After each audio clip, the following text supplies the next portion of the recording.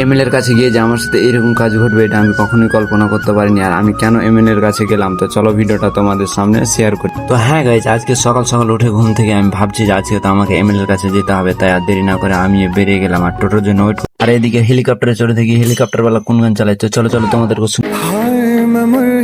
ও এটা তো একটা টোটো, আমি হেলিকপ্টার বলে ফেলেছি। আর এদিকে সালা ট্রেনে উঠে দেখি যে একটাও চেয়ার ফাঁকা নেই, সব চেয়ারে মানুষ বসে আছে। আমি যেখানে যাচ্ছি সেখানে মনে হচ্ছে কার বিয়ে খেতে যাচ্ছে। তো ফাইনালি আমরা সেই লোকেশনে চলে এসেছি, এখন আমরা এর ভিতরে এন্ট্রি করব। তো চলো আমরা ঢুকবো, সেখানে আমাদের সিকিউরিটি ঢুকতে দিচ্ছে কিনা। আরে সালা ভিতরে তো কোনো সিকিউরিটি না। তো যাই হোক, এবার তো সইটা পেলাম, আর তাহলে কোনো অসুবিধা হবে না। এবার আমার চাকরি কনফার্ম হয়ে যাবে, আর যদি চাকরিও হয়ে যায় তাহলে তো এদেরকে আবার আমাকে মিষ্টি খিলাতে হবে। ইরিস সালা, মনে হচ্ছে এরা আমার বুকের উপর দিয়ে গাড়ি নিয়ে চলে যাবে, এত ফের কেউ কাজ দিয়ে গাড়ি। তো যাই হোক, কোনো রকম রাস্তাটা আমি উড়ে উড়ে পার হলাম। এবারে আমি এখন আমার গাড়ি ধরবো। তো আমার গাড়ি চলে এসেছে, তোমরা দেখতে পাচ্ছ আমি গাড়িতে উঠে গেছি, আর ড্রাইভারের হ্যান্ডেলটা আমি ধরে চালাচ্ছি এক হাতে, আর ক্যামেরা করছি। আর অলরেডি আমি বাড়ি চলে আসলাম। তো ভিডিওটা ভালো লেগে থাকলে অবশ্যই লাইক করবে এবং চ্যানেলটা সাবস্ক্রাইব করবে।